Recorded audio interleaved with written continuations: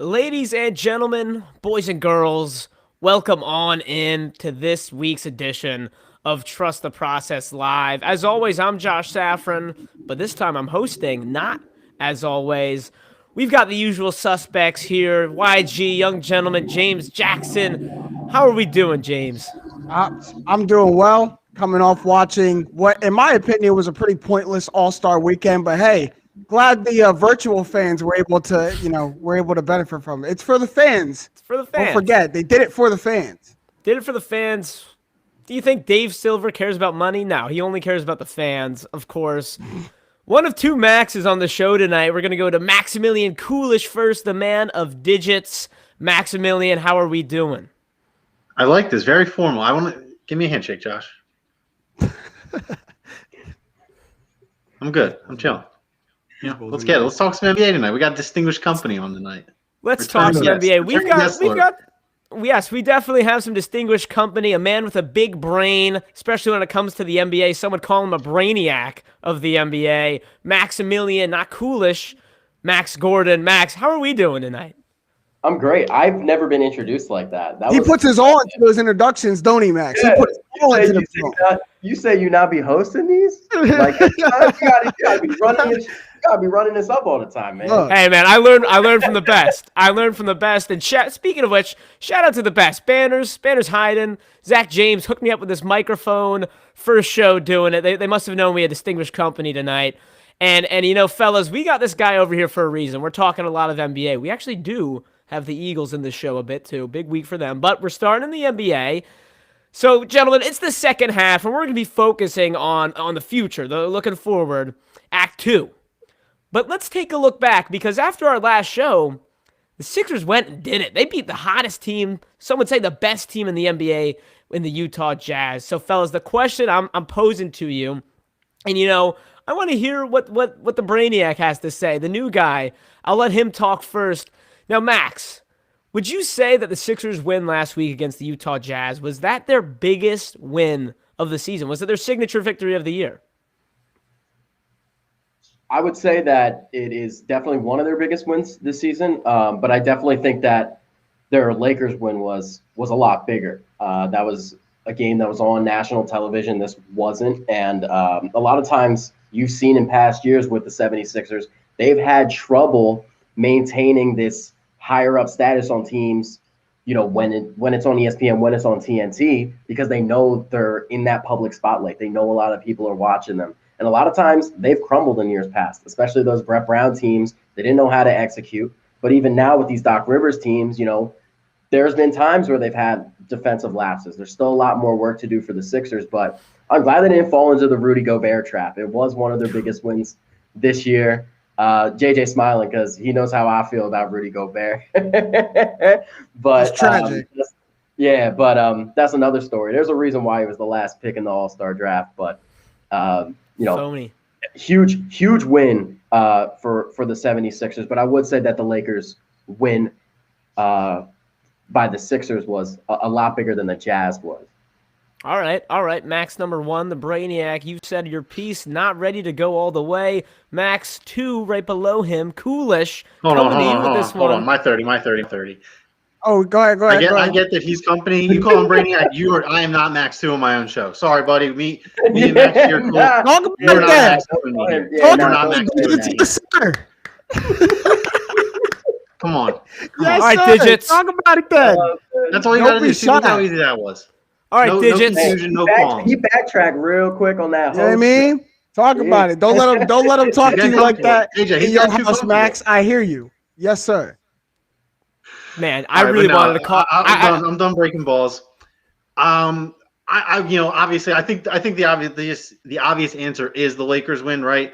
But I actually think this brings up a really interesting side conversation, that the fact that this Utah Jazz team that they just played is multiple games ahead of that Lakers team in the Western Conference standings, and we're just acting like this is a team, you know, that isn't being viewed as a threat. The Jazz, for whatever reason, are not being viewed as a threat in the West, and I guess is probably because some of their better players are maybe not the most likable guys across the league. You know, a lot of microphone touching and not taking things seriously going on over there. You know, that kind of that lingers, especially when the last time we really saw people in the normal public spotlight, that was like the lasting impression that team left. So I think a lot of this non-hype about this game, right? When's the last time a number one matchup, or excuse me, a matchup of two number one seeds wasn't nationally televised this late into the season? That feels abnormal, right? It couldn't have been that hard to be like, hey, maybe we should throw the Sixers Jazz on, whatever night it was, ESPN night, if it was Wednesday last week, over whoever they had on. I don't remember the scheduling off the top of my head, but if it was the Lakers and the Nets were both the number one seeds, Adam Silver would be making every call and email necessary to make sure that they are getting viewed on primetime. So that's just an interesting side conversation. I'm going to say that probably the Jazz is the most important win, because that's the biggest head matchup in terms of rankings and all that stuff, and that's at a crucial point. That last game before an extended break like this it's monumental to teams in terms of their mental approaching, and especially with this weird situation that just happened to Embiid and Ben. I think just something like that is, instead of compounding a bad thing, like if they lost that game and then this happens and then things maybe start to unravel, you don't have to worry about that. It's not something you should have to worry about to begin with, but now that concern is really eased deep down in my mind. No, I definitely agree with that. You especially know how I've been concerned, but it sounds like we got a no, we got a yes. Like, it didn't sound like you were all the way in that it was the I'm gonna say it's the most win. important win of the season. JJ, are you all in? Are you all in on this win against the Jazz, JJ? I mean, we splitting hairs. If it's the most important, to me, it's the biggest. But I mean, Max, you said, or Max Coolest you said a whole lot of stuff there. But what you did say, and what was really, very true, is that this is the last win before an extended period or an extended break. This sets the tempo for the second half of the season. Going into the break with a win like this against the best team in the NBA. Like, there's no need to mince words. Whether people view them as a threat to the Lakers or not is a secondary argument, a secondary question. But this is right now the best team in the NBA. Winners of 12 of their last 15 coming into playing the Sixers. Full strength against full strength, number one against number one. You prove yourself in an OT victory. Like, this didn't end at regulation. I had to go to battle with them into OT. And it absolutely sets up how the second half of the season is going to look, or at least how you carry yourself into the break.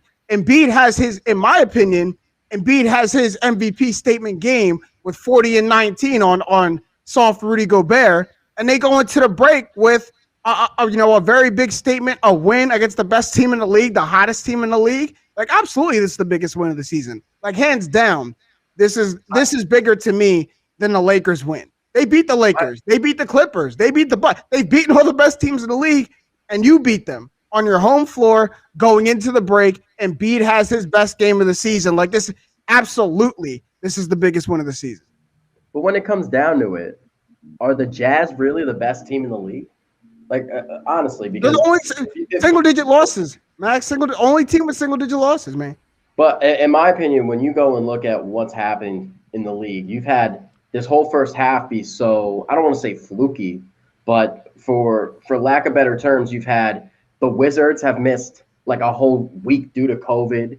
You've had the Grizzlies not play like 10 straight games. There's a whole bunch of weird stuff that's been going on, in the league. And a lot of these guys, you've had Dennis Schroeder out due to COVID, if you're talking about the Lakers. The Jazz, I think, honestly, just have been the huge beneficiary of not having any sort of COVID issues. And if you want to go and talk about the actual game and the terms within the game, I know they went to overtime against Utah this past week. But if you want to talk about that Lakers game, they went deep into that game and won that on a Tobias Harris game winner. And they really broke down Anthony Davis and LeBron and made Anthony Davis almost like a non-factor in that game. I mean, Anthony Davis is far more talented than anybody on the Jazz, and no disrespect to D. Mitch or Gobert. And you had to play LeBron, who had 34 points in that game.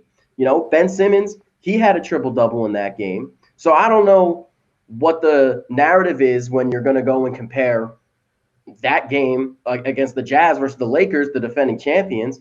But aside from all the, random narratives that you might have, I think the Lakers are one of the favorite teams in the league, and I don't think anybody's looking at Utah, Yeah. to run away with the league. When it comes I down think to the Lakers playoffs, win. I don't think anybody's gonna bat an eye at Utah. I think up until the Jazz game, the Lakers win was undoubtedly the biggest win of the season. And I'm not saying it wasn't a big win. Like it's right next to where the Jazz win was. I know all the implications. I know LeBron dropped 30. I know LeBron has a triple-double. You go and beat the Lakers on the road. Like I understand this. But at the same time, this is the number one team in the NBA, and we are halfway through the season, man. We are 40 games in. We're not 20 games in, and you still might just be riding to teams adjusting.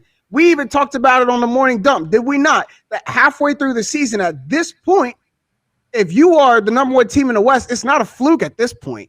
You beat a very, very good basketball team, because if they didn't, this question will be reversed. Are we worried that the Sixers didn't beat the Jazz? Like, we would take it as a measuring stick if they lost. So take it as a measuring stick when they win.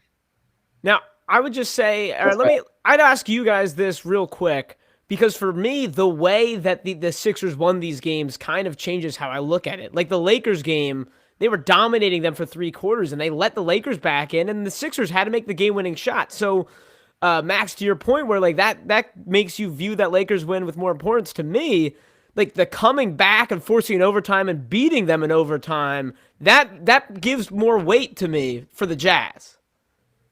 And how many times have you seen the Sixers let up a lead in the third or fourth quarter? So many times. And they lose. And they just blow it. Like, you could have a dominant performance for 4 quarters and let up the final 5 minutes and lose. How many times has that happened with Philly since the process days? Way too many times. Word. So, in my opinion, I've been used to – I was talking to you guys before this show went live. You see so many times with the Sixers where they just collapse, and I would just lose interest, and I turn off the TV when that stuff happens. That Pacers game. Exactly. And now you have the Sixers really coming together, playing team basketball, working together, playing situational defense, and going through a ton of adversity. In order to win, you have to learn how to lose. And I think definitely that this team, especially Embiid and Simmons, have come a long way with that. So now you're coming to my side. So it is the most important win. Go ahead, Coolish. No. 2 quick things before we move on. I just got to say, it's really nice having 2 signature wins to compare. This is a good feeling. I just want to throw that out there. That kind of hit me in the middle of watching YouTube debate over this. That was a really nice feeling. And then secondly here, I think maybe it's just fair to say that the Jazz are the best team in the league this season. That's what the record says. Everyone's played more or less the same amount of games at this point. But it's also unfair to say that the Jazz are considered the favorites to win the title this year. Like, that is definitely not true, but it's fair to call them the best team in the NBA so far.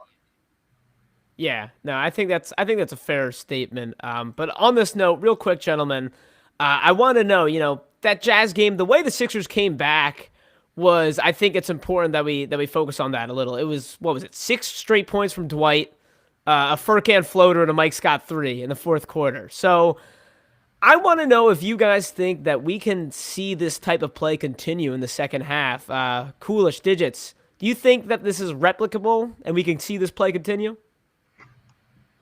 I mean, I expect to come back every single game, but I mean, I have consistently seen, and this is something Mr. Brainiac himself pointed out, those last 5 minutes or last couple minutes of close games where, honestly, this was my biggest issue with Brett Brown. If you watch the Sixers regularly, the Sixers will look great for 3 3/4 quarters, and then there's just that home stretch. It just completely fell apart, right? And that's, I think, really just been the biggest change in them going from a good team to a potentially great team, is they've kind of learned how to close games. I think a big factor in that is having a coach with significantly more experience, especially in terms of winning, games of importance. I think that's been a huge change for them in terms of their mentality and being able to get over, because they still do these things where they blow 13-point, third quarter lead, game gets dicey. But the difference is this year they're not losing those games; they're just winning them uglier than they should. And at the end of the day, a win is a win, and that's all that matters for your playoff seeding. I don't care if 8 of my 56 wins are undeserved and the Sixers got lucky and the other team collapsed. All that matters is that the Sixers are a 1 or a 2 seed and they're in pole position to at least have a conference finals run. So I think that in and of itself, going to overtime tied at 118 is not a winning formula for any team, or whatever the score was at the end of regulation. That's not a winning formula for any team. What? You were playing the best team in the league. Like, yeah, it's not an ideal situation. I understand that it happened, though. That's what I'm saying. They might be the best team in the league, but they're not the best team in the league. That's what I'm saying. Like, the Jazz are not the best team in the league. Like, they're just not. This is going to happen all night, isn't it? The best team in the league debate. You're telling me the Jazz are better than the Lakers?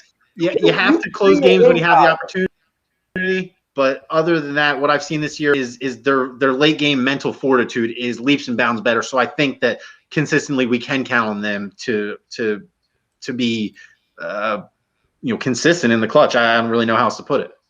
Yeah. So you're believing it's pretty sustainable, pretty replicable.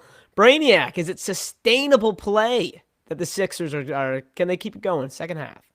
For sure. With Embiid the way he's playing, anything is possible. You could chalk them on a conference finals play. Music right to my ears. Love to hear it. JJ, That's really all I got to say about it. I got no reason to. At this point, I got no reason to doubt them. You go beat the Lakers on the road. You've handled yourself against the Celtics.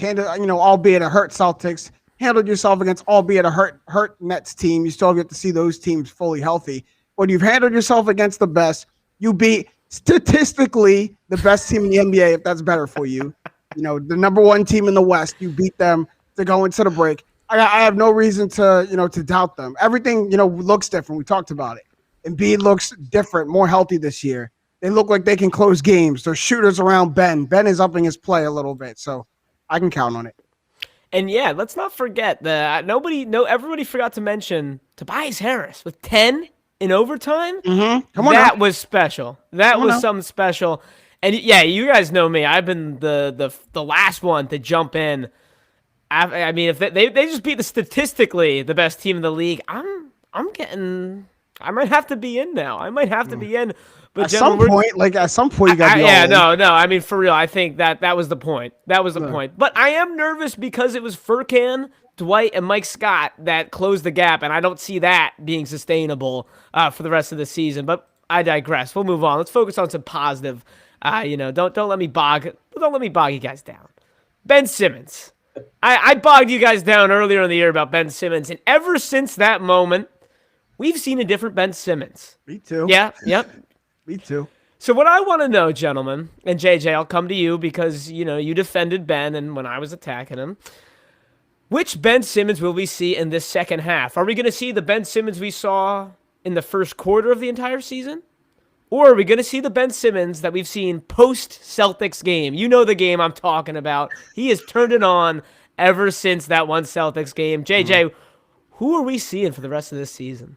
For the hopes of Philly fans out there everywhere, I think you hope to see a Ben Simmons who still feels like he has something to prove. Ooh. And the point in the season where he turned it around was the point where this man's name got put on the trade block. He was in a trade package for James Harden. And I think at that point, it got real to him. Like, I'm expendable? Like, y'all really gonna get rid of me? And I think he reacted in the best way. Instead of getting upset and going to management, he said, y'all need to remind yourselves that I'm still Ben Simmons. I'm still an all-star. Oh, my fault. I didn't know I could be traded. Let me show y'all I can't be traded. And at that point, he turned it around. And I think it was a blessing in disguise, maybe, that the Rockets called the Sixers back with too much to offer. And the Sixers, Daryl Morey then shut it down. Because ever since then, we've got undoubtedly all-star Ben Simmons. Not, man, he's got to do. No, we've got an undoubtedly all-NBA defender and all-star Ben Simmons. And I think that's the Ben Simmons who still feels like he had something to prove. He didn't get to go to the all-star game. He didn't get to chop it up with Bron and feel comfortable and feel cool. He didn't get to do that. He had to stay home and watch it. So I hope he's kind of angry about it. And I hope he takes it out on the rest of the league going forward. Like, this is a Ben Simmons who, has to play like he still has something to prove. So I think the Sixers see that. Yeah, we're feeling it's anytime Ben Simmons is making his way in the main event, it's almost never good. So this is a little bit refreshing. Max Gordon, are you feeling as good about Ben Simmons? That was a perfect way to put it, JJ. Thank you, sir. Yeah. You just went on this 1 minute rant about how Ben Simmons. He's like, "Oh, now you want to trade me, huh?" Now you Exactly. put all this attitude into it now. But I'm with you, JJ. I mean, I think Ben Simmons he's going to be a guy that's going to come in night out. I don't think you're going to get anything more or less of him. He might have some 35, maybe 40-point efforts here and there, but he's going to be who he is for the remainder of the season. I think he's in his role. He knows what he has to do, especially for this team. Situationally on defense, he's one of probably the best on-ball defender in the league. In my opinion, he's the defensive player of the year front runner. That's no bias at all. He has, when he's defending guys, they shoot the lowest field goal percentage in the league. He's number one in that defensively. But, Ben Simmons, he's going to be exactly who he is for the remainder of the year. He knows his role, knows what to do. All the confidence in the world in him. Love it. Digits, are you sharing the sentiment? Are we all in on Ben? Yeah, I mean, I got literally nothing else to add. JJ even stole my stretch. He didn't go to the All-Star game, so hopefully that's going to be. He's the kind of guy that gets like he turns an anthill into a mountain over weird things like that. Like he's the kind of guy who'll see like people on Twitter talking about how other NBA players may now be dating a certain ex of his. Like he's the kind of guy who notices that and what, I hate everybody. I'm triple double tonight, and I was going to go down that road with the All-Star thing and not going. JJ beat me to it. I got nothing. No, I love it. And nothing else to add, I should say. Yeah. As I said, I've been extra critical on Ben, but I agree this time around. I think he's tapped into a different player. And as long as he's this aggressive, we don't even have to talk about shooting. And it's funny we were talking about how he takes things personally. I remember that whole Donovan Mitchell rookie thing. And it was driving a lot of people crazy. When you're done, I have to say something. Okay. Go ahead. I have to say something. It's tough to admit, but time has gone, so I can say it now. I wanted Donovan Mitchell to win Rookie of the Year because I just thought if he won Rookie of the Year, we were going to see an entire different Ben Simmons unlocked, like out of spite and anger. Max, what were you going to say?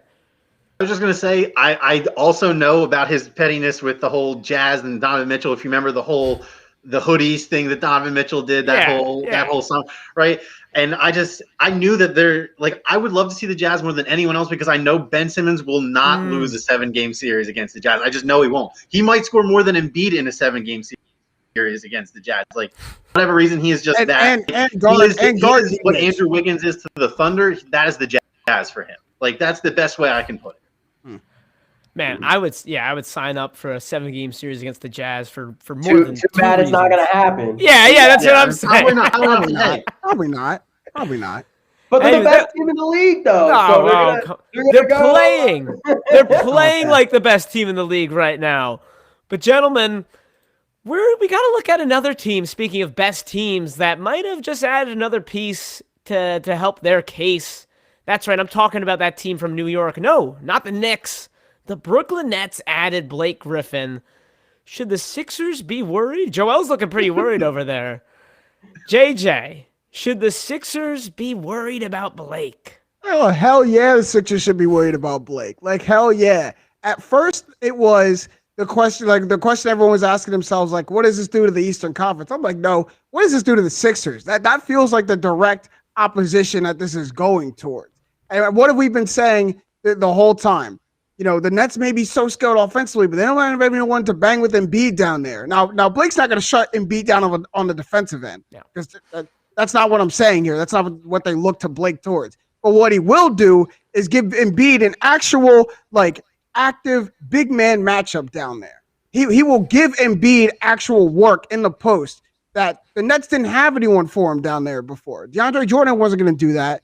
And what are you going to do after that? Jeff Green and try to go small? Embiid will still eat him up. Now you got someone who's going to take that physicality, that effort, that energy, and match it. He may not be as good as Embiid, but you're not going to push Blake Griffin around. You're not going to be able to do it. You're going to have to worry about Blake Griffin. He's going to take some mental and physical effort to deal with Blake Griffin in a matchup. So I think absolutely the Sixers should be worried because now there's someone to go toe-to-toe with your best player, at least from an activity and energy, standpoint. Digits, are we worried about Blake Griffin? I'm not. I'm I'm personally. kind of surprised to hear you guys. You go ahead and not worry about Blake. You go ahead and not worry. I love Blake Griffin as a person. That he's legit one of like the most humble stars Funny in the NBA. I mean, he's not really a superstar anymore, but for someone who has been, one of the faces of the game at a certain point in his career, the dude is pretty funny and pretty down to earth, and I actually really like him as a person. But I mean, he doesn't really offer, like, he is perfect for the Nets, as in he can maybe do stuff on offense, but he's a bad defender. Like, he's an undersized power forward that can't really bang too hard down low anymore. And I would say that almost the best part of his game is how he's a ball handler at this point. But the Nets definitely, there's one thing the Nets don't need is another person to potentially touch the ball on offense. So I mean, maybe he has some magic left in the tank, and I guess that could give me some worry. But realistically, he hasn't shown me anything to be like, you know what, that's the move that makes me scared. I was scared of the Nets before this. He is at best the fourth option on offense. So Blake doesn't need to give you 26, 27 to win a game. You're telling me that if Blake goes out and gives you 15 to 17 and 6, that doesn't worry you on top of what the Nets do? You're telling me that doesn't worry you? Because before you were getting 9 to 10 from Jeff Green. You were getting at best 12 from DeAndre Jordan. Like, now here goes an actual skilled big man. What do you get from Blake? Like, if you were to predict the stat line for Blake Griffin right now. Moving forward on the Nets. On the Nets, rest of the season. 15 to 17 a game. 5 to 6 rebounds. 3 to 5 assists. And 5 is on the high side because he's playing with so many offensive talents. So you said 15, 5, and what? 15, 5, and 3. You're telling me Blake doesn't give you 15, 5, and 3 off the bench? Cap. All right, Max. Max, go ahead. Max. Max, don't act like you forgot who Blake Griffin is. Don't act like you forgot who Blake Griffin is. This was a man who was checked out for the last year of his career. I'm watching who Blake Griffin is right now. Have you watched any Pistons games? You're telling me this was a checked out Blake Griffin for the last year of his career in Detroit. An engaged Blake Griffin is an active and energy Blake Griffin. That's fair. You have said that to me. And if he is engaged, he can really play. I'm in agreement with you there. Okay. When you're talking about Brooklyn, you got all those guys on offense. No way he's going to score that many unless he's scoring 15. They're going to score 100. He's going to score. They're going to score 130 a night. You're telling me that there's not 15 in there for Blake Griffin? You're crazy. No. He's going to play. He's going to play like 15, 20 minutes a game, if that. You're crazy. He's not going to play that much. Trust me. Brainiac Max. Let me ask you this though. Let's say the Sixers are getting in a 7-game series with the Nets. Would Blake Griffin cause any with the current Sixers roster? What about matchups? Do you think the Sixers would have to change anything up for Blake? No. If he's on Embiid, he's whatever. The only thing is that when you're Brooklyn running all this ISO ball, he's going to be a problem slashing. And I think that's what JJ's main point is that when you have guys like Bruce Brown out there putting up, 29, 30 points, and you got Bruce Brown versus Blake Griffin, obviously Blake Griffin's on a higher status and he's really a better player. I was waiting for it. I was waiting for it. Okay. But at the same time, Blake Griffin is a guy that really hasn't dunked. He hasn't dunked in a game in 2 years. So, JJ, you got any parting words? Any parting words, JJ?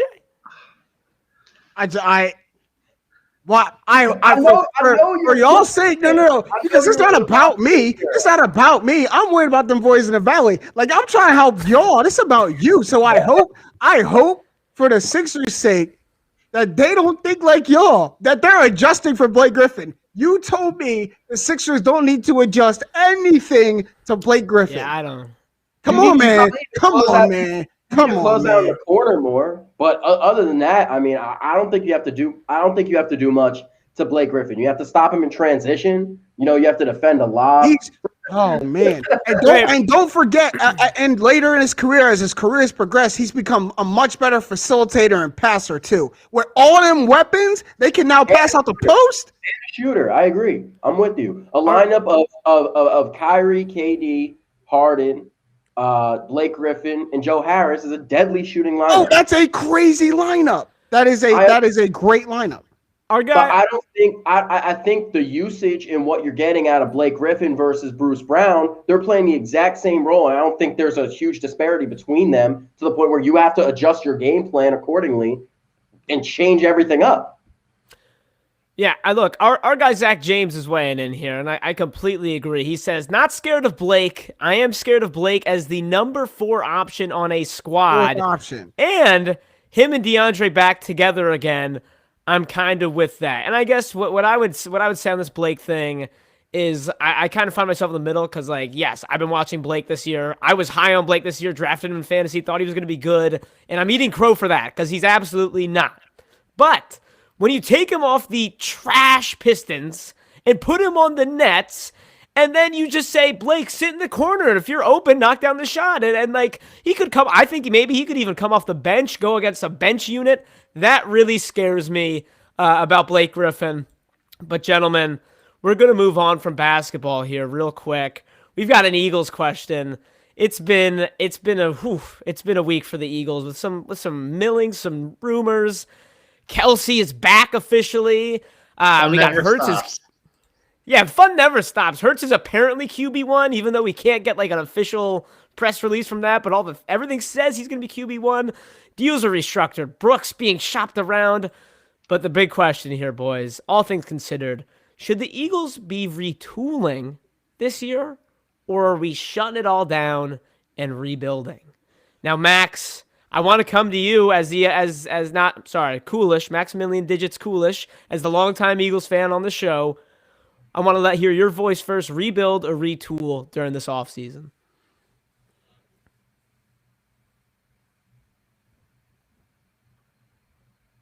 Because anything you're retooling with is probably just going to be better than what it's replacing. So I'll say this.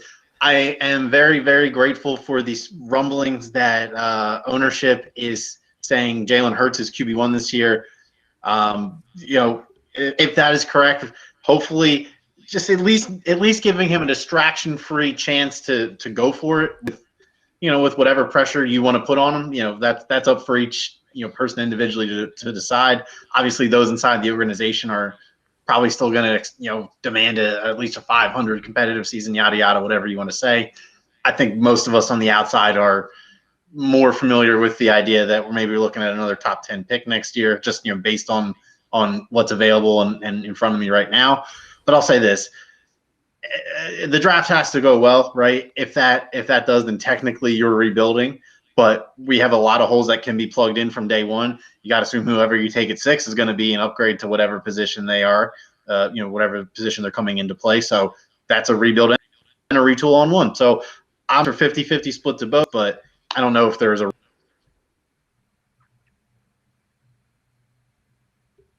Sounds like that was a wrap up there. Sorry, Max, you cut out there a little bit, but I think we got it all. More or less on the fence, though, between rebuild and retool. So, he's Brainiac NBA, but he does know a thing or two about the Eagles.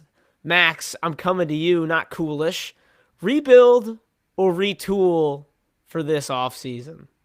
Yeah, well, I am an Eagles fan for perspective, so that is encouraging. But I've told JJ this. I don't know if I've told you two guys this, but in week 1, I bought a Jalen Hurts jersey. I'm a huge Jalen Hurts guy. I've never been a Carson guy. I might have done this to Carson. Well, Max actually did it to Carson. He was the one that made that bet, right? Yeah, you saw. Right in the show, yeah. But he might have been the guy that did that. But I'm all in on Jalen Hurts. What I view of him, he's got great footwork, can really throw the ball.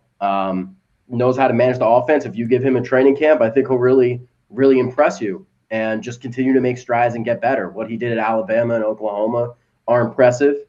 And when I saw him in college, I thought he was the real deal, but I thought he was better than Tua. But apparently, I don't think Jalen Hurts gets the credit he does simply because he was a second-round pick as opposed to Tua going that high, right? But that's just my opinion.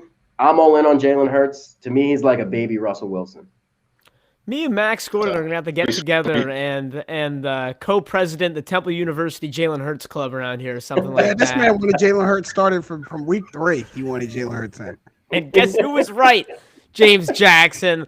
Anyways, I'm coming to you, YG, as the non-biased, the non-partisan person over here.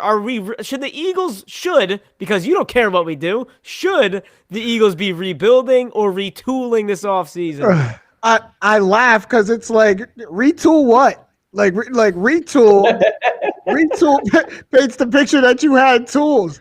What tools? You get like your offensive line is in dismay. You got no head coach, no offensive coordinator. Had to get new ones. Dismay. Shipped your quarterback out of town.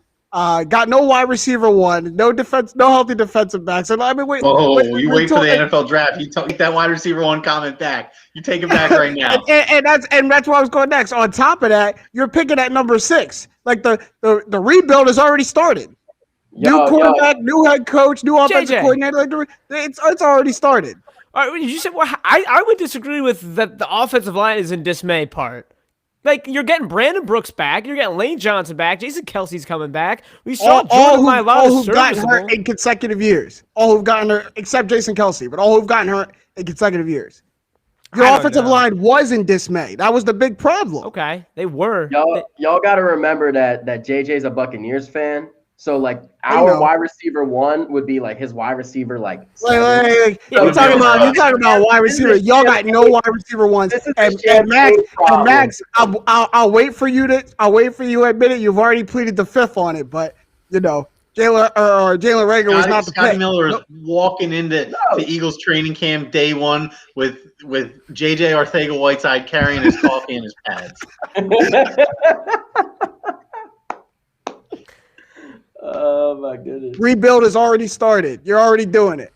It's already in the midst. Listen, I hear ya, and I was saying rebuild for most of the season, and I don't know. I think it really hit me today that our guy Jalen Hurts is going to be QB1. Let's retool this team. This team's going to be. I think this team's going to be a little. I'm not saying they're making the playoffs, boys. I think they're going to be a little better than everyone's giving them credit for right now. But hey, that wraps up our main event for today. Good. 6 and 10. 6 and 10. You said, Max? 6 and 10. Yes. I say this team is more close to 6 and 10, 7 and 9 than they are to like 3 and 13 or another 4, 11 and 1 because they're not going 4 and 12. All right. Well, hey, we got lots of months to talk about that. Let's not go down this road. For now, it's halftime. We're talking about the 4th team in Philadelphia. Those orange Philadelphia Flyers. I'm fired up to hear it this week, Max. It's Minute with Max. And without further ado, Max, take the floor. Perfect time for that to happen. There we go.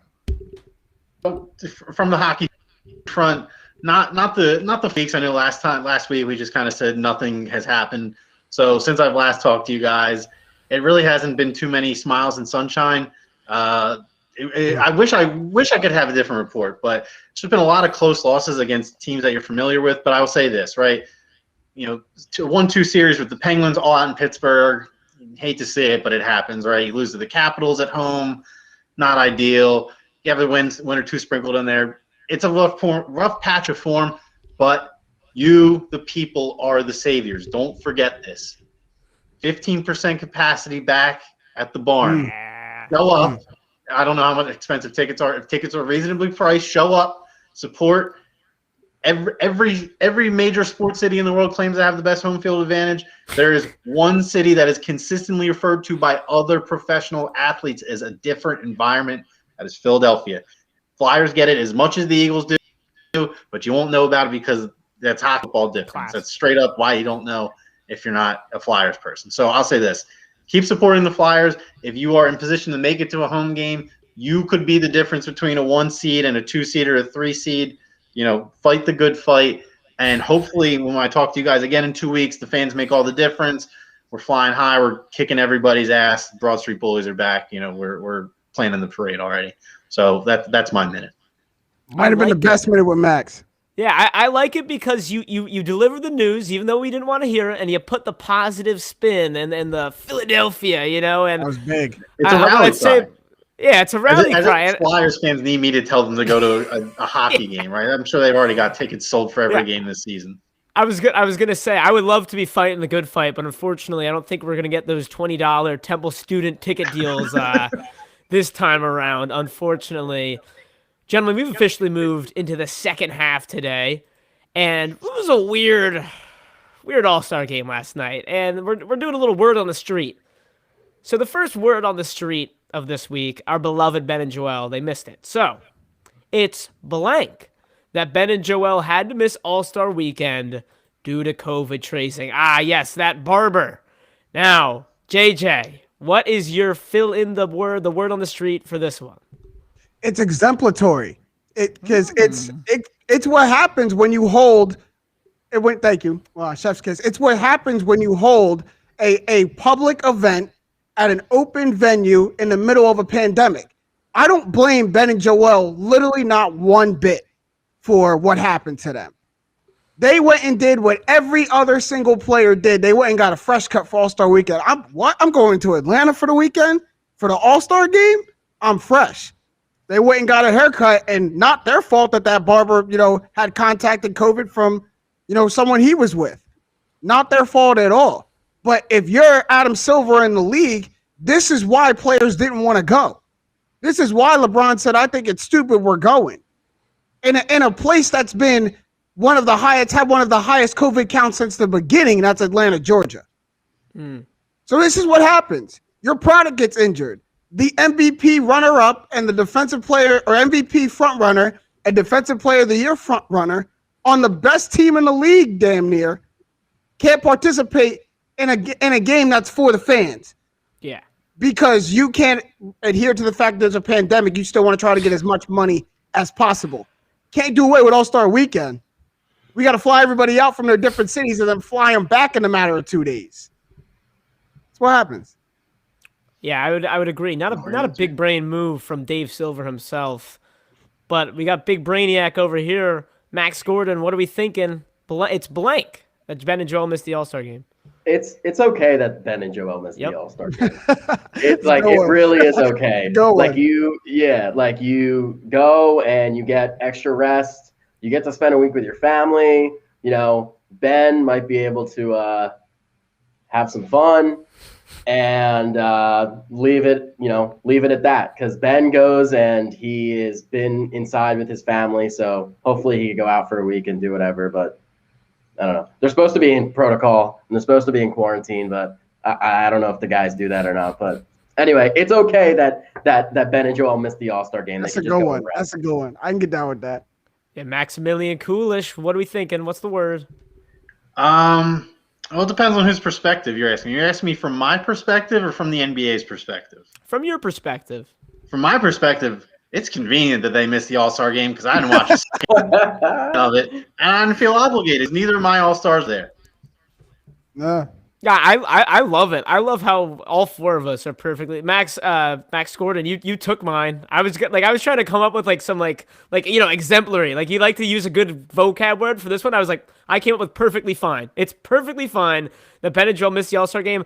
And by the way, I'm in these Facebook group chats because for putting this show up, the Facebook groups for Sixers, there are people losing their minds about Ben and Joel, like they were irresponsible. Like, come on, they got a haircut. Oh my God. JJ put it perfectly there. Not to blame for this situation at all. It just sort of happened. Right. And they just wanted a cleanup for their fresh fades. Nothing wrong with that at all. Tell you what, if I was going to All-Star Weekend, you best believe I would have been in the barber chair the morning before. Yeah. That's why they had that joint in the bubble. Yeah. If you go to All-Star Weekend without a fresh haircut, you're done. You're DOA. Oh, you see Jason Tatum's joint? Ooh, like they all were clean. They all of them got it. Ben and Joel just happened to get COVID or just happened to get contact tracing. Yeah. I mean, hey, as long as they don't miss any games, which who even knows anymore. But anyways, let's get out of Philadelphia and expand to the whole league. As I said, weird game, weird weekend. So it's simple. NBA's COVID All-Star Weekend was what? And now Maximilian Coolish, you tell me, what was it? What was it? I mean, it was meaningless to me. Like I said, I didn't watch a second of anything. I didn't watch a second of anything. Dunk contest, 3-point contest. I'll say this: since the self is just a bunch of highlights, it's like I actually watched the game on Twitter because I saw the highlights on Twitter and Instagram. So it's like I watched the game. I just didn't watch the game. Easy, short, sweet, pointless. JJ, what was it? It was forced. Yeah. They didn't have to do it. They didn't have to do it. But the league is still trying to make up for what did Adam Silver say? Tens of millions of dollars for starting late. So it was forced. They didn't have this joint even planned out until the last week of February. Yeah. Like it was forced. Like that's all I really gotta say. They didn't have to do it. It was forced. Brainiac NBA, what was COVID All-Star Weekend? It was honestly stupid. Like, Yeah. I don't know why. I don't know why it was a thing. Like, I'm echoing everything you guys said here, but the dunk contest, man. Oh. I mean, like, what? I know you guys might have either watched it or saw. I watched like all of it just because like I'm that kind of person with the NBA. You have to. Yeah. Oh my God, it was brutal to watch. Like. And the judges scoring on the dunks. Shout out JJ's board. Shout out JJ's board in the back. Cassius Stanley's first dunk should have been a 50, but it was the first dunk of the night, and they couldn't have. So they gave him like a whack, like 40 something. But that set the tempo for the rest of the dunk contest. You give him a 50, and now there's energy in the building. Like 44, everyone's like, "Oh, y'all hating." Like I don't even want to be there. Yeah, that's exactly what happened. It was so dumb, and the players know it, and like there was no rhyme or reason to all of it. The dunk contest was rushed. The 3-point contest, Steph just like was shooting like he was in a gym, like free reign. It was awesome. That was great. I love watching the 3-point contest. That was the best event of the weekend. Was a 3-point contest. I think that the NBA setting up the All-Star game was one of the worst ideas that they've had in a while, because you go and put all these star players, the money makers, all in one place, putting them at higher risk for COVID, whether or not you feel strongly or not strongly about COVID. The protocol and the rules for the NBA say that if you are within contact or test positive, you hit a quarantine period and you're mandated to quarantine. And that just goes and further put them at risk for, at the end of the day, losing more money because those guys wouldn't be playing and they lose TV revenue from those guys not playing. But, at the end of the day, only Ben and Joel were the guys that had to sit. Which of course it was only Ben and Joel. Like it was a pretty normal first half of the season for the Sixers. So just right before the buzzer, something a little weird had to happen. Let's hope this doesn't escalate. Aside from the game where they played with like 7 guys. Oh yeah, 7 Sixers. So the cursed Boathouse Row jerseys. Yeah. The ones that represent New Philadelphia. Of course, my favorite part of Philadelphia. Do you guys? I never heard of it. Never heard of it. When I think of Philadelphia, like Boathouse Row is like the 90-something thing I think of. That might be one of the oldest things in Philly. Next to like the Liberty Bell, like Boathouse Row is like that. But nobody outside of the area even knows what Boathouse Row is. Other than it's the pretty lights when you're watching Sunday Night Football. Like they always show it near Christmas, and everyone's like, "Oh, that's what that is." Yeah. Okay. Yeah. So for me, I was saying I couldn't pick a good word for the last one. This one, I got a good one. COVID All-Star Weekend was dystopian. Because it was almost right. Gosh, please submit this clip to your English teacher for extra credit. I'm endorsing you as a Temple graduate. I'm endorsing you. It was as if Black Mirror was doing an episode on what an All-Star Weekend would be like, and that's what they came up with. Because it just felt weird, it felt wrong, and the biggest part was the judges who showed no emotion, didn't look happy to be there, and judged the dunk contest harshly. Woo! That was something weird. It was something I didn't need to see, but I couldn't look away at the same time. That's going to wrap it up for our NBA talk for the day. Gentlemen, look at the date. It's March 8th, which means just a few more days until that college basketball tournament that happens to happen in March comes around. Now, everybody's favorite part is the Cinderella. And it's a little early. We don't even have the bracket yet. But I want to know one thing. The sweetheart. Who's going to be the sweetheart? The sweetheart of the 2021 March Madness will be who? Max Coolish, I'm coming to you first. It's a little bit tough one, putting you on the spot here. Do you have something here? Who's the sweetheart? I actually do. So if we all flash back to a couple of years ago, I don't remember exactly what year it was. If anybody remembers Sister Jean from University of Loyola Chicago. Yes. It turns out that Loyola Chicago is still a wagon to this day. And for those of us in the gambling world, all familiar with Drake and their impeccable against the spread record this year, Loyola Chicago took them down in their conference final. And I believe it was their conference final in their conference tournament. Yes, it was. And they have their ticket punched. They were a wagon in conference this year, and I don't know if it's fair to call them a Cinderella because I still feel like they're kind of riding that high of Sister Jean making the round when they went to the Final Four in 2017 or something like that. So it almost feels like they're too obvious of a Cinderella pick. But you're putting me on the spot here before brackets are even, they're not even born. They're not even conceived at this point. They have it on their website. You can't even see or crack the bracket. So I'm going to throw out Loyola Chicago. Yeah, Loyola Chicago. You know what, Max? I'm gonna give you Sister Jean just because she who doesn't love Sister Jean? She's 100. I just googled it real quick.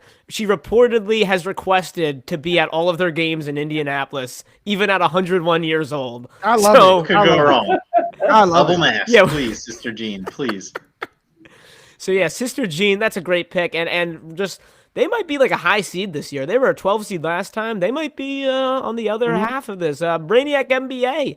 Yeah, it's not quite the NBA, but I gotta believe you watch your fair share of the college game. Sure. Who is the sweetheart of this year's March Madness? Or who will it be? I mean, I'm a huge Cade Cunningham fan. Yeah. And what Oklahoma State's done.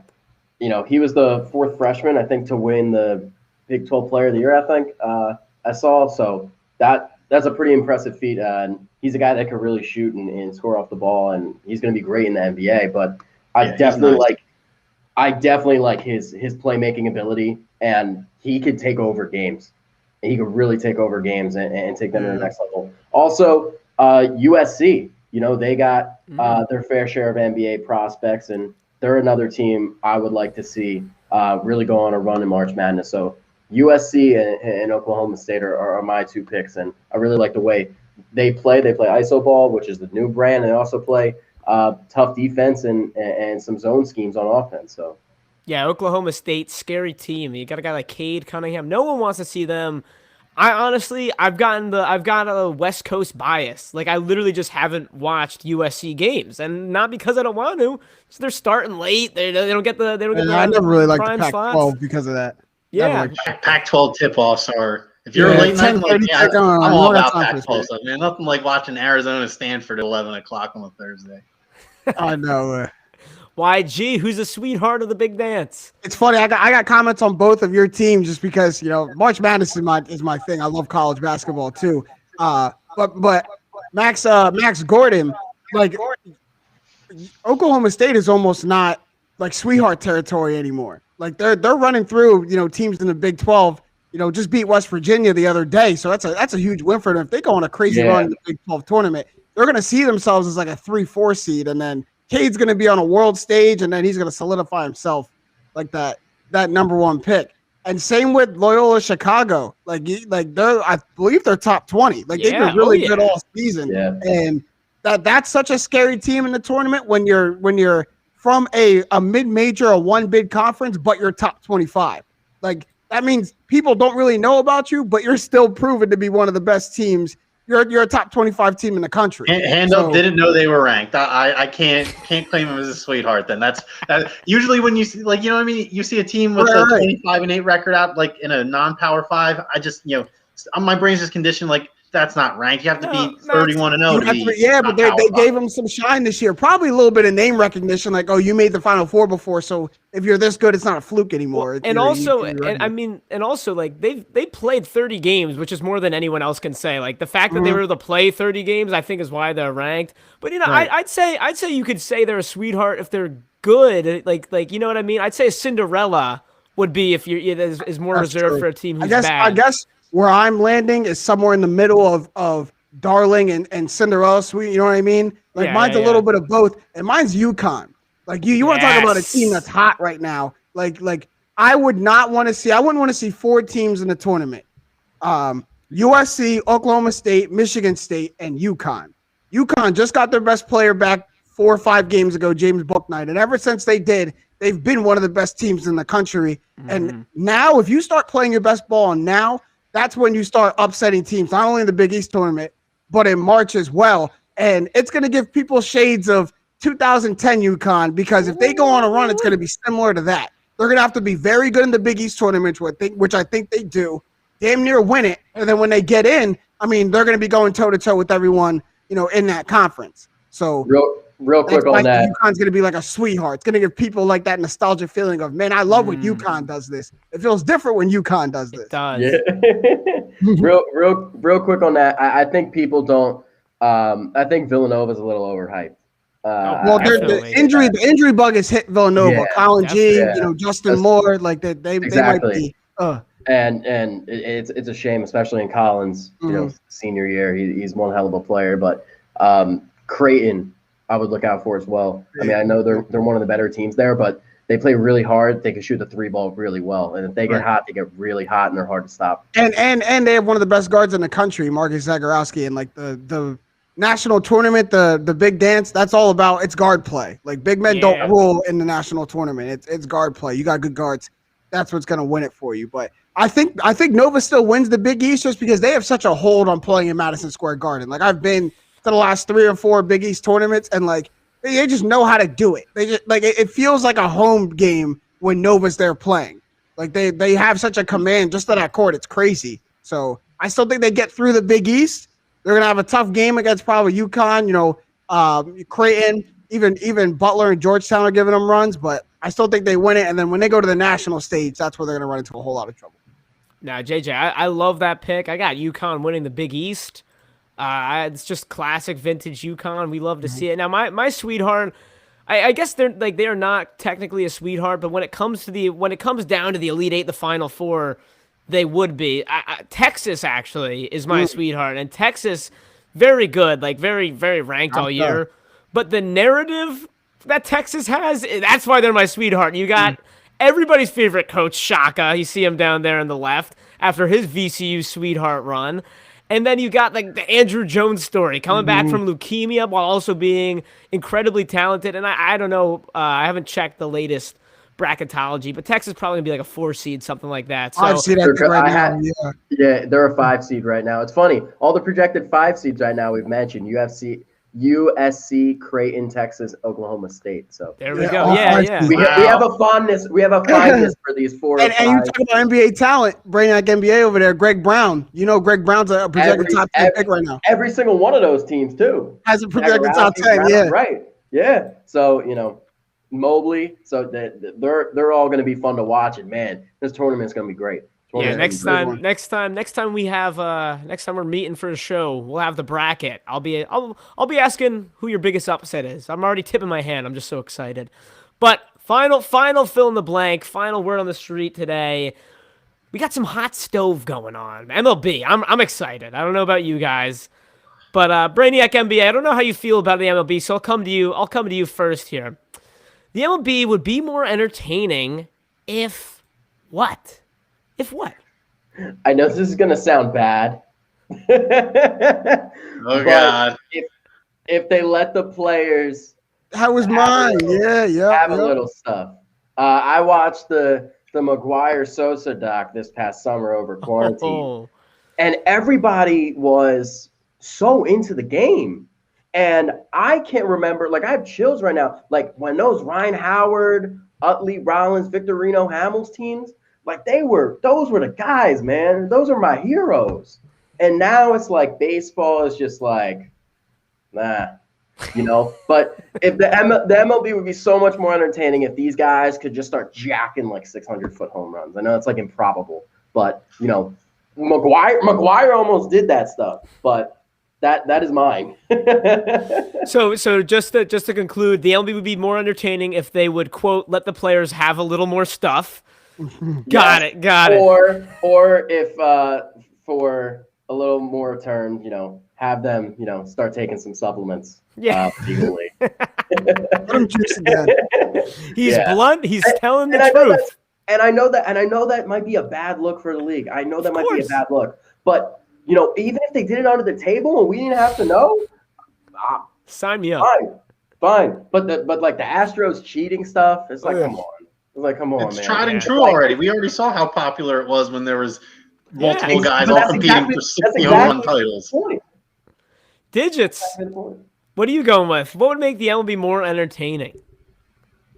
Honestly, I think a universal rule set, because that was something that always I never got it as a kid. I still haven't fully grasped to this day that it's just something split. It's not a matter of practicality, really. It's just a matter of, hey, we're going to do it one way here and we're going to do it another way here, and that's the way it's going to go because it's baseball, and baseball's great.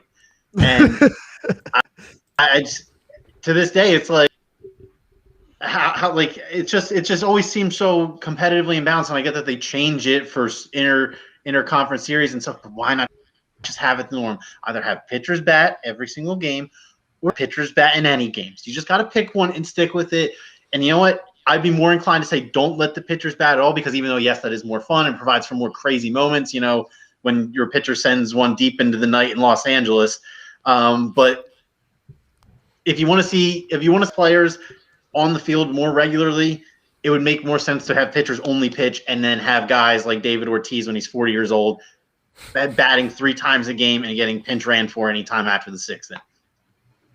All right. I can't disagree with that, even though I am anti-DH rule. I know. I know you're an old crotchety baseball guy. I'm sorry I had to do that to you. I can't. Hey, if you're playing the game, you better be able to at least pick up a bat. I mean, come on. But anyways, JJ, well, the MLB would be more entertaining if what?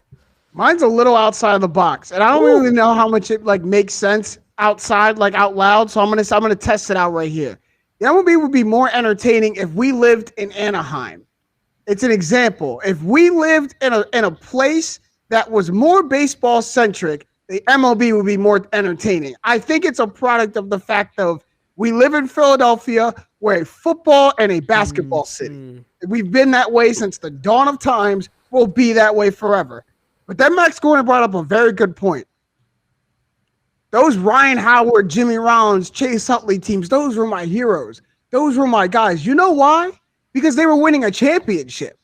Now, if Bryce Harper and Rhys Hoskins and JT Realmuto were winning a championship, you try to tell me the Phillies wouldn't be the hottest thing in Philadelphia. But since there's other bigger teams, I think baseball isn't a top priority. It's not that entertaining to us, right? But let the Phillies win 110 games and go to the World Series. I guarantee you, baseball is going to be more entertaining for us. I guarantee. With them, it's got to be a lot more consistent though, because if you think back to those Rollins, Utley, Howard teams, right? They were consistently winning games, and it built up. Oh, Banners made it. Banners had to come on. He had to come on. I thought there was a problem at first, or something went wrong. I thought my mic cut out. Is this a 30? Is this a 30? I thought we were better friends. I did. I thought we had something. I did. I lay it out. I lay my heart out every spring. I try and get you guys on board. I say, hey, let's watch some spring training baseball together. I'll talk about it. I love to talk about it. But you know what? I'm hurt, guys.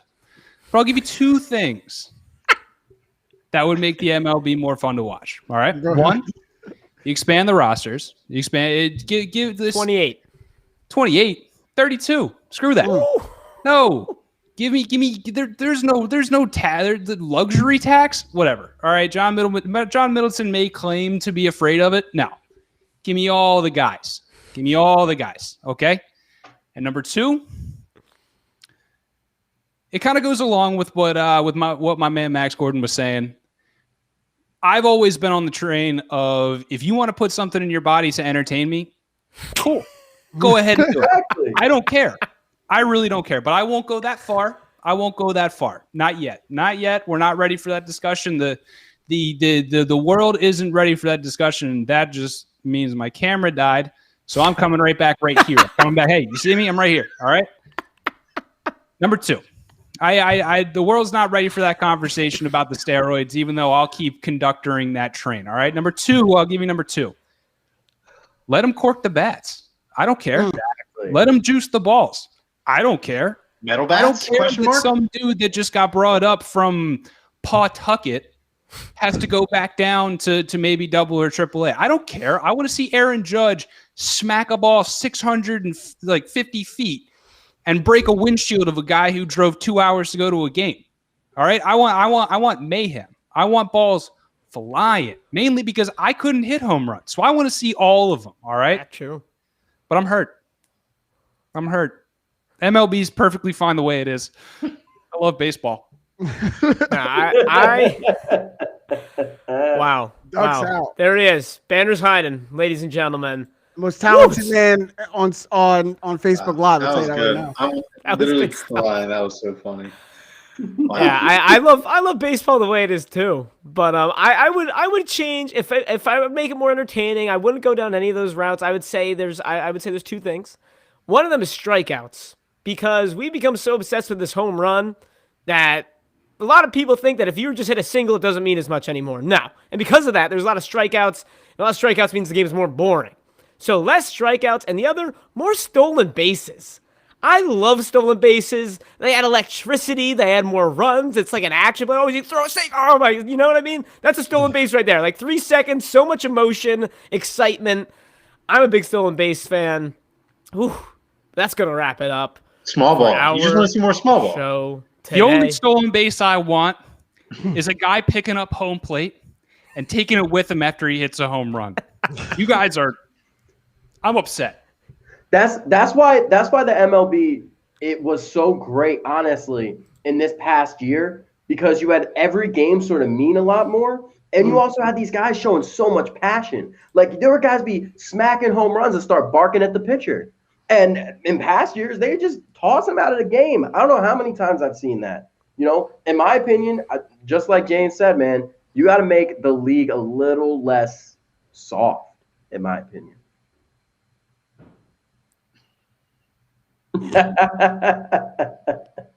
And that's going to conclude our show. We're going to go right into tap outs.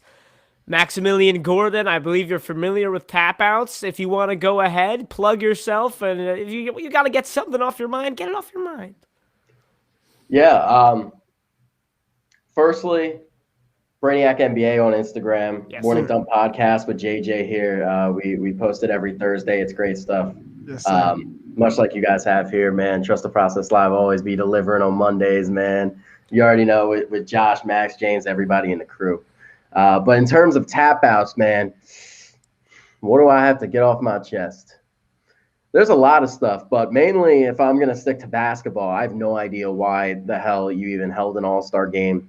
And I know I alluded to this a little bit earlier, but there's no point in bringing every single star together and risking COVID. And it just shows how money hungry these leagues are. And you go and talk about the NBA, NFL, and all these other leagues, you know, I think they would have done the exact same thing. And you've seen the NFL go through this whole season somehow, somewhat safely this past year with their COVID protocols and testing every day. But, you know, my main point is I don't think these teams would have these leagues would have hesitated to have these seasons and have these all-star games and what have you, regardless of the player's health and overall safety. And that goes with anything or any league. And you see that in professional and especially from the NCAA. Oh, yeah.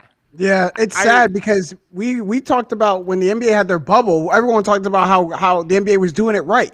Thank you, NBA, for doing it right when everyone else is neglecting to. Then they brought themselves back down to earth and brought themselves with everyone else with this season. The NFL was even better. The NFL had a virtual Pro Bowl. Even the NFL did it better. What? When the NFL does something better than you, you got a problem, buddy. You got a big problem. Virtual Pro Bowl should be here to stay. It was terrible. That's why I don't get the NBA didn't do that, because you could just run like a Pro-Am rec center type Run a John. 2K They already have league. their whole I bet you a thing. 2K league would have got just as many ratings as a regular All-Star game. They would have watched the 2K All-Star game. 2K dunk contest, 2K 3-point. They got it all. If Steph Curry would have been himself and he's like, man, I don't know how to play this stuff, and he would have gone like 2 points. Right. And he would have lost. And Josh wouldn't have gotten his parlay. No. You know? YG, Coolish, you guys got anything to tap us out today? I'll go next because mine's right in line with Max Gordon over there. Since you brought up the pointless All-Star game again, I got to sound off on these judges, man, because Dwayne Wade, you see what you done started? You see what you done started because you talked about it, Max. Someone said earlier these judges that didn't even look like they wanted to be there judging the dunk contest harshly. You see what this says? Cassius Stanley deserved a 50. He started the night on his first dunk attempt off the bounce, caught it with the right, went between the legs and finished with the left in midair. And in what world is that a 44?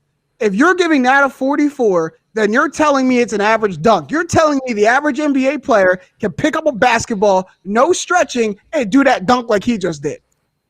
So I want every NBA player to come forward and be like, yeah, I can do that first try. You can't. That's a 50. I don't know in what world that's a 44. So I'm tired of these judges who probably even in their prime couldn't do that dunk telling me that that's a 44. Because Dominique Wilkins did a baseline 360 that an 8th grader can do right now and got a 50 back then. So I don't want to hear that that's a 44. Like, don't get me started with it. I'm tired of you not giving credit to these dunks. Obi Toppin's dunk was a 50. Like, between the legs on the bounce and then finish reverse two-handed, that's a 50. Like, that's such a hard dunk to do. You can't just do that. Like, I don't know. It made me heated. That Cassius dunk was the best dunk of the night, though. And they gave it a 44. Whack. What? Maximilian, got anything for tap outs? I got a quick lighthearted two-piecer. One, just while we're all dumping on All-Star Game and weekend, obviously I have made it evident I did not actually watch any of the festivities this weekend. I just want to say that we need to go back. The 3-point contest did it right this year, but the dunk contest, we need to go back to having big names in the dunk contest. No disrespect, Cassius Stanley and Anthony Simmons, and I don't even know who the other two people. Obi Toppin obviously was one of them. I couldn't have named you who the dunk contest lineup was for this year. The dunk contest was the prestigious event until I would say probably until it just kind of died off and they canceled it for that 1 year in 2014 or 15, whenever that was. But back in my day growing up, the dunk contest was the prize of All-Star Weekend. If you came out of All-Star Weekend as the dunk contest winner, you were the winner of All-Star Weekend. It didn't matter about the game or the 3-point contest or whatever, because the 3-point contest is, it's too easy compared to the dunk contest, right? Like, objectively, it's just right. And it looks like I could do pretty well, and just off my form sitting on my bed here, right? Dunk contest, not a shot. I couldn't even get a half a point in the dunk contest. So bring back the dunk contest, and then I'll just end with a quick PSA to anybody that doesn't have a bolted-in shower rod. Go ahead and check it, because mine fell on me yesterday while I was showering. So I just had to finish out with my shower and curtain rod and everything on the ground because I wasn't going to stop it. So if you don't have a bolted-in shower rod, do yourself a favor and go check on that tonight, or the next time you're going to use a shower. The shower rod falling on you mid-shower is the most day-ruining, scared the lights out of me. Just one of those. You don't know. Yep. Oh yeah. Your wall. One of your walls is just collapsing next to you. How am I supposed to react to that? And you just sit there. You shower in anger and frustration. Yeah. I just look at it I mean, you got to finish the shower at that point. We here. Yeah, I've already done. I was in the home stretch anyway. Wasn't a book, but turns out it's donezo anyway. I was trying to put it back up. It just wasn't sticking. So actually, I got to go run out after we're done the show here and get one. Max, I wish you luck in your shower endeavors. My tap out real quick. International Women's Day. Just shout out all the lovely women in my life. Mom, my 2 sisters, girlfriend Cassie, love you, appreciate you. And my second thing here, I miss movie theaters. I just want movie theaters to survive a little longer. I don't want to be telling my grandchildren about movie theaters, just like, yeah, we used to all get into a room and watch these together, like no. And I can't afford going to a movie all the time, but I love it. I love a movie theater. It makes everything better. And I'm just getting scared. Sticky floors, smell of butter. Just afraid they're not going to be That much longer. little headache you got right when you walked out the door. Yeah. Oh, it's the best. It's the best. But boys, that's going to wrap it up. We are a podcast now. You can get it. You can listen to us anywhere you get our podcast. Wasn't able to slide that in as good as our guy Banners does. But anyways, Spotify, SoundCloud. Oh man, hey. That's like asking Cassius Stanley to dunk like LeBron. Come on now. But anyways, gentlemen, that's gonna come on. No, he didn't. That's gonna wrap it up. This has been a My New Philly production where something is always new and everything is always Philly. Brainiac NBA Max Gordon, thank you for joining us, and we will see you next Monday.